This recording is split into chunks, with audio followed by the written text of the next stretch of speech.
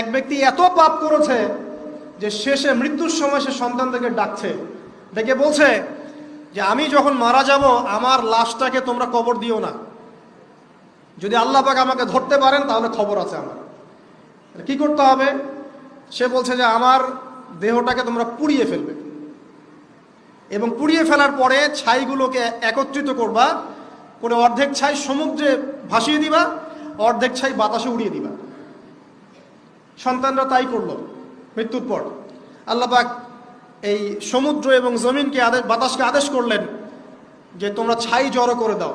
আর মানুষ আর জিন আল্লাহর কথা না শুনলেও এই প্রকৃতি আল্লাহ পাকের কথা শোনে। বিজ্ঞান বলে প্রকৃতি থেকে সব হচ্ছে। কি প্রকৃতি? প্রকৃতি কি, কাকে বলে? মানুষকে আল্লাহর ইবাদতকে বাদ দিয়ে প্রকৃতি পূজায় নিয়ে গেছে। এই পুরো প্রকৃতি আর মহাবিশ্ব এক আল্লাহর ইবাদত করে। কে সৃষ্টি করলো প্রকৃতি?